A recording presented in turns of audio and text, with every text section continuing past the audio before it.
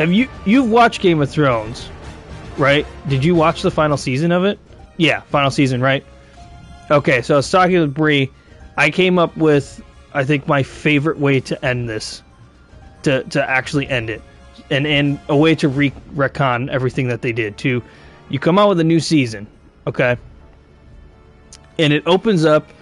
You could show a bunch of stuff, whatever, how it's been, blah blah blah, but it'll open up basically with Bran sitting on the Iron Throne, and then him going through his three-eyed raven thing and being, seeing a future where the Night King, right? That's what he's called, the Night King. He comes back, and he actually then ends up winning and destroying everybody now, and absolutely winning. Everybody dies, and then Bran coming out of it and going, "Oh my God, we did the wrong thing. I can't be on the throne. If I'm on the throne, I'm not in the position I need to be." In the Night King, and we didn't kill the Night King right. He just comes back, and he will destroy everything by the way we did it. So then he goes into his past self, doing his three-eyed raven powers. He goes into a past self, and he goes back to a moment before the fight, and he tells his self there, and he goes, "You have to do it differently," and then kind of does a Doctor Strange, Infinity War thing of there's one way we win this, right? We don't know how it goes, but basically he's saying that, and we have to do it differently, and basically telling Jon, if things go south in that fight, you have to leave. Yes, exactly. He does the moment with Hodor, and he goes back to a former self. I haven't figured out exactly when, but he'll go back to a moment, and then basically we'll tell Jon, there will be a moment, and you have to run. You have to leave the fight and let him leave. So what happens then is when Jon is going one-on-one with the Night King, and they're back and forth, then there's going to be a moment where Daenerys comes down, breathes fire around them, stops them. There's this moment where Jon just stares at the Night King, right? Not a word is said, but Daenerys goes, "We have to leave, Jon. We have to give this up. We've lost. We need to go and beg Cersei to help us." So they and he doesn't say a word to her. He just looks across the flames, has a Sephiroth kind of moment, looks across flames at the Night King. The Night King has the tiniest little smirk, right? And then he gets on the dragon, and and they fly around, and they yell everybody to retreat. Everybody who actually died in the original one, those are the ones who stay to defend, to hold them back long enough for everybody else to retreat. And they leave, and they only get a smaller, we have a half day ahead of them. So they lose there, they run back to the Iron Throne. Now, the only thing I couldn't remember was where their boats are. If they had left them up there, so the fight would have to take place in a way where they can run to their boats and take boat to the Iron Kingdom. They go to plead with Cersei. Cersei still refuses to help them, right? Then at that moment, after Cersei refuses, Jon, Daenerys, and everybody else who has survived, they pack up and they leave, and they go, "We have to go to Essos. We will not fight. She's being foolish. We will find another way to beat the Night King, and he can't cross the sea to us in Essos, so we can go and we can regroup there, and maybe I can gather everybody there." So they leave. Then the Night King comes to the doorstep, basically wipes out the entire Westeros, and ends up at the doorstep. Now, what I haven't decided, though, is if Jaime stays with Cersei and dies with her, or not kill him in the middle of the season. The season ends. Season 8 would have ended, but now it would be this is the next season, and how season 8 should have been is what I'm saying. But they could even redo this. So now the Night King shows up at the doorstep. I think I would rather have it that Jaime actually leaves Cersei, and Cersei's "I'll never bend the knee to anyone," and he's "Then you will die alone."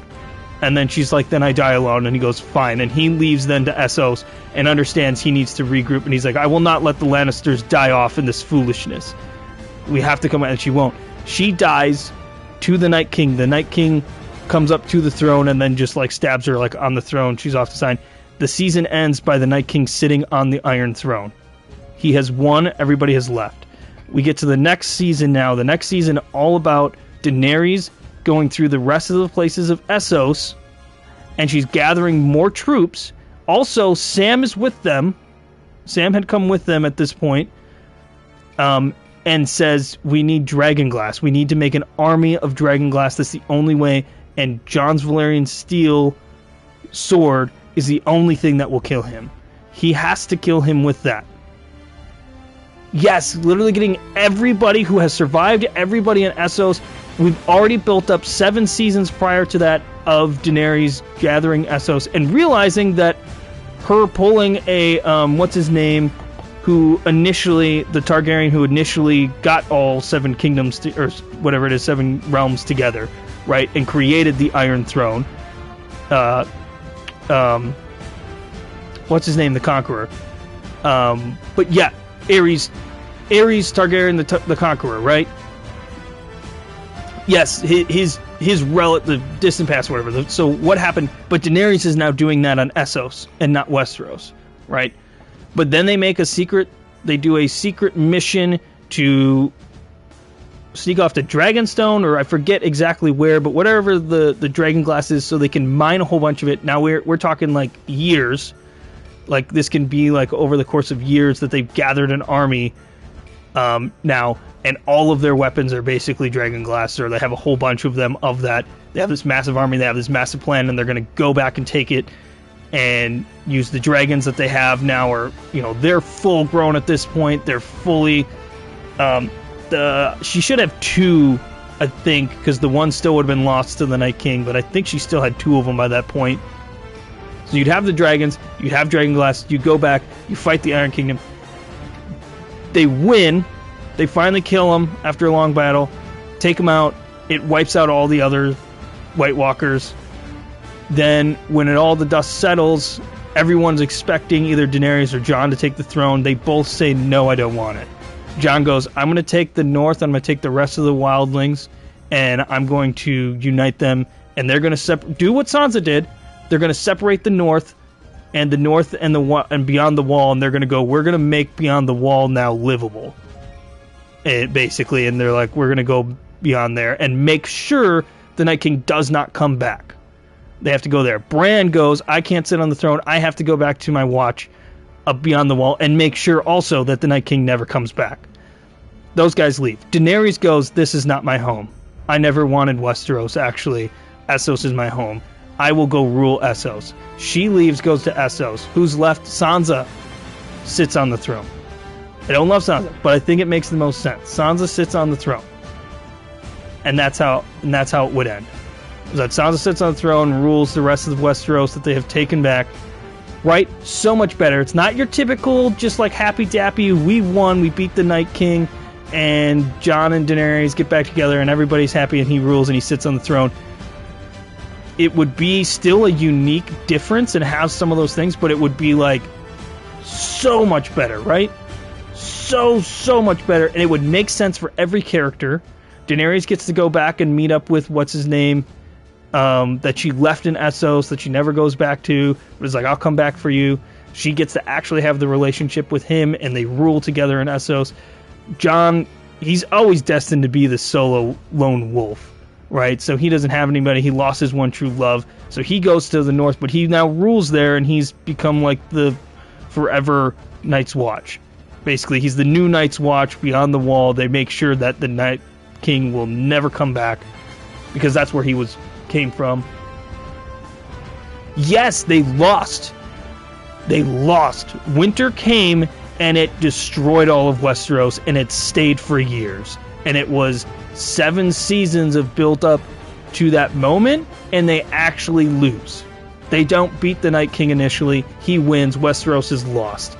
The only way Cersei gives up the throne is because she dies on it, right? That's the same thing. He chooses to go. Yeah, he doesn't kill Daenerys. Why would he do that? It makes no sense. No, he goes to the North. Because he chooses, because he goes, I'm the only one that can stop him. The sword is the only way to do it. My bloodline's the only way to do it. Like, he goes up there, and yes, then you could have he does fall in love with somebody, and he does end up having, because he has to have a lineage, because his lineage is the only way to kill the Night King type thing. I think that makes so much more sense. so much more sense. And Sansa, her entire story arc was basically built that she's learning to be a queen, right? So, like, it would make sense to me that she's the one who sits on the throne at the end. She's learned through all of the shit that's happened in 7 seasons before then of what to do, what to rule. Bran sitting on the throne makes no sense. Bran has to go back off to the north into his tree and be the three-eyed raven and make sure that no future things ever happen again. He has to go sit on there and live out his days, his hundreds and hundreds of years of the three-eyed raven.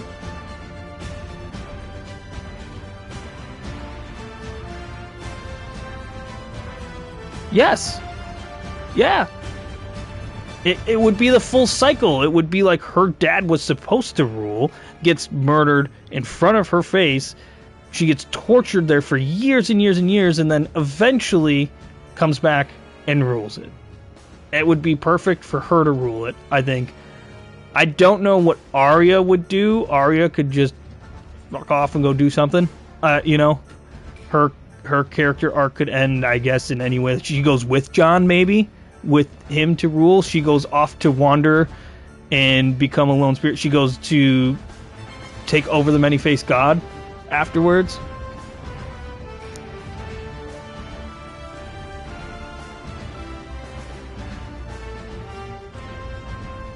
Yeah, exactly. And that would be like Jon could even, they could still even do the North isn't going to follow anymore. Like, it's separated.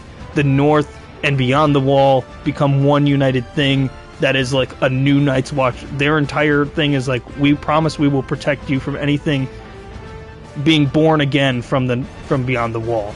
Even though they killed the Night King in the Iron Kingdom, but it would be like he was reborn from that spot Beyond the Wall, and that's where he came from initially, right? Like, he's always like keeps coming back, and so like they would have to make sure that wasn't happening. And Bran is the main reason why he doesn't come back, and the three-eyed raven has the right? Makes so much more sense, doesn't it?